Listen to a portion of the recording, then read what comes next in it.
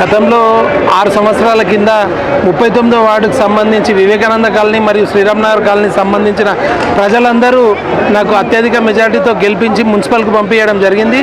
ఆ దేవుని దయ వల్ల నేను ఫ్లోర్ లీడర్గా కూడా ఎన్నిక కావడం జరిగింది. ఫ్లోర్ లీడర్గా కూడా నేను ప్రతి విషయంలో మున్సిపల్లో జరిగే అవినీతిపై కొట్లాడి మా వార్డు అభివృద్ధికై సుమారు 1,30 లక్షల పైచీలకు అభివృద్ధి పనులు చేపట్టడం జరిగింది. 40 సంవత్సరాల కింద ఎప్పుడో రైల్వే గోడ పక్కకు వేసిన రోడ్డును మొన్న నా పీరియడ్లో కావడం నిజంగా నాకు సంతృప్తిదాయకం. ప్రతి విషయంలో వార్డు ప్రజలను చేదోడు వాదోడుగా ఉంటూ నేను అభివృద్ధి ప్రదంలో నడిపించానని అనుకుంటున్నాను. ఇప్పుడు మళ్ళీ ఒకసారి అవకాశం ఇవ్వాలని చెప్పి మా వార్డు ప్రజలను కోరడానికి ఈరోజు నామినేషన్ వేయడం జరిగింది. రెండవసారి కామారెడ్డిలో అభివృద్ధి పనులు నోచుకోవడానికి ఇప్పుడు నాకు ఇంకా ఎమ్మెల్యే గారు కూడా మా ఎమ్మెల్యే ఉన్నాడు కాబట్టి మా వార్డును డెవలప్ చేసే అవకాశాలు నాకు మెరుగ్గా ఉన్నాయి కాబట్టి 100% ఈసారి పోయినసారి కంటే ఎక్కువ అభివృద్ధి చేయడానికి కృషి చేస్తానని తెలుపుతున్నాను. ఈ వార్డుల్లో గతంలో మీరు చేసిన సమస్యలు ఇప్పుడు గుర్తించిన సమస్యలు ఏంటి? గతంలో అంటే నిజంగా వార్డులో అధ్వానంగా ఉండే, అప్పుడు మినిమం చెత్త డాక్టర్ కూడా 3 రోజులకు ఒకసారి 4 రోజులకు ఒకసారి వస్తుండే. ఇప్పుడు మాత్రం రోజు ప్రతి నిత్యం చెత్త డాక్టర్ వస్తుంది. అప్పుడు కొద్దిగా నీటి ఎద్దడి కూడా ఉంటుండే. ఎమ్మెల్యే గారు సుమారు 17-18 ట్యాంకర్లు మున్సిపల్కు కొనడం జరిగింది. దాంతోపాటు కామారెడ్డిలో ఎక్కడ కూడా ఈ సంవత్సరం 90 నుంచి 90% పైన కూడా ఎక్కడ ఏ వార్డులో కూడా నీళ్ళ సమస్య లేకుండా చేయడంలో ఎమ్మెల్యే గారు కీలక పాత్ర పోషించాడని తెలియజేస్తున్నాను. మీ వార్డులో పెన్షన్ల విషయంలో ఏమన్నా అటువంటి నా టర్మ్లో ఈ గడిచిన 6 సంవత్సరాల్లో కేసీఆర్ గారు కేవలం ఒకేసారి పెన్షన్స్ ఇవ్వడం జరిగింది. ఆ భగవంతుని దయ వల్ల నా వార్డులో 100కు పైచీలకు కొత్త పెన్షన్లు చేయించడం జరిగింది. వాళ్ళకు ఆపూర్తి సేవ చేసినానే ఒక సంతృప్తి నాలో ఉన్నాను. మీ వార్డులో ఇందిరమ్మ ఇండ్లు ఏమన్నా? మా వార్డులో 12 ఇందిరమ్మ ఇళ్ళు శాంక్షన్ అయినాయండి. 12 మందికి నేను ఇందిరమ్మ ఇల్లు ఇవ్వగలిగినాను. అలాగే డబుల్ బెడ్రూమ్లు కూడా కేసీఆర్ గారు ఇచ్చిన డబుల్ బెడ్రూమ్లో నా వార్డులో 11 డబుల్ బెడ్రూమ్లు నేను ఇవ్వగలిగినానండి. మీ వార్డులో అంగన్వాడీ బిల్డింగ్స్ ఉన్నాయా? మరి మా వార్డులో ఎలాంటి బిల్డింగ్లు కానీ ఏవి లేవండి. 2 గుళ్ళు మాత్రం ఉన్నాయి, ఒక మసీదు ఉంది. రేపు పొద్దున మీరు ఇప్పుడు మిమ్మల్ని ఇంతకుముందు గెలిపించిన మీ వార్డు ప్రజలకు, ఇంతకుముందు నాకు గెలిపించిన వార్డు ప్రజలకు నేను నమ్మకంగా పనిచేశాను అనుకుంటున్నాను. అప్పుడు నేను చేసిన ప్రతి వాగ్దానాన్ని నేను నెరవేర్చినానని నేను భావిస్తున్నా. అదే నమ్మకంతో ఇంకా రాబోయే రోజుల్లో రెట్టింపు ఉత్సవంతో నేను పనిచేయడానికి ముందుకెళ్తున్నాను. ఆ నమ్మకంతోనే నా వార్డు ప్రజలు నన్ను దీవిస్తారని నేను అనుకుంటున్నాను.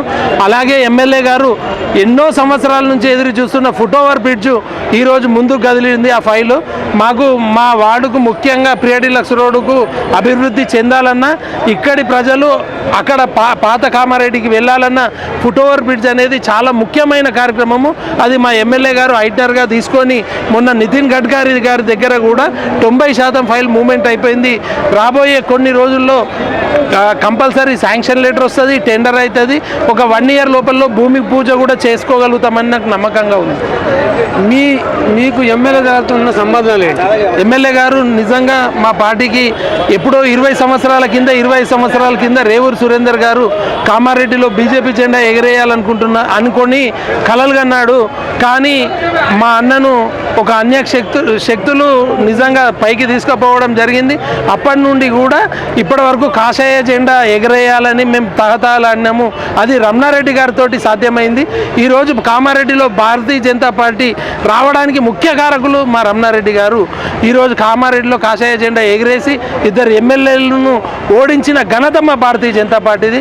రాబోయే రోజుల్లో ఎమ్మెల్యే గారు కంపల్సరీ కామారెడ్డి మున్సిపల్పై కాషాయ జెండా ఎగిరేస్తాం. భారతీయ జనతా పార్టీ అధికారం చేకించుకుంటుంది.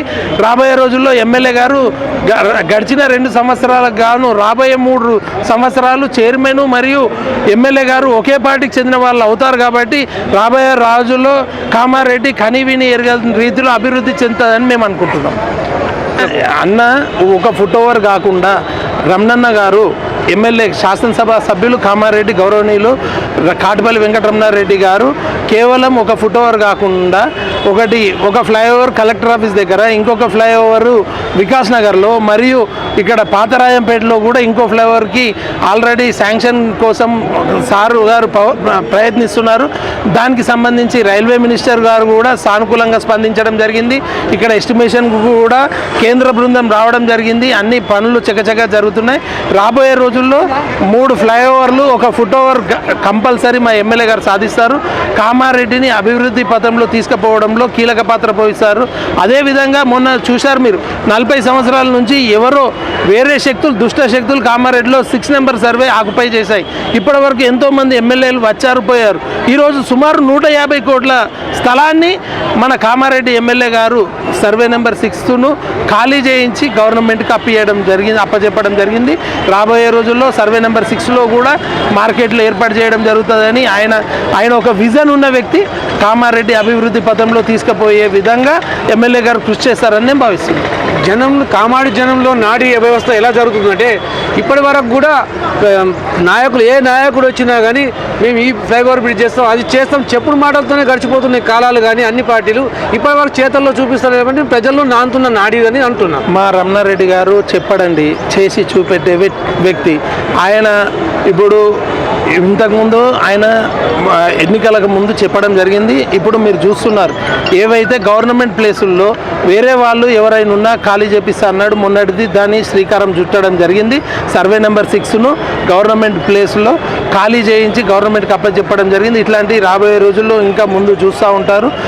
కంపల్సరీ ఆయన వాళ్ళ తండ్రి గారి ఆశయాలను నెరవేర్చే విధంగా, వాళ్ళ తండ్రి గారు కూడా కామారెడ్డి సమితి అధ్యక్షులు ఉండే, ఇప్పుడు రమణారెడ్డి గారు శాసనసభ సభ్యులు కాబట్టి రాబోయే రోజుల్లో కామారెడ్డి ఎనలేని విధంగా అభివృద్ధి చెందుతుంది. ప్రజలు కూడా భారతీయ జనతా పార్టీ వైపు చూస్తున్నారు. భారతీయ జనతా పార్టీకి పట్టం కట్టే దిశగా ప్రజలు ఆలోచిస్తున్నారని నేను భావిస్తున్నాను.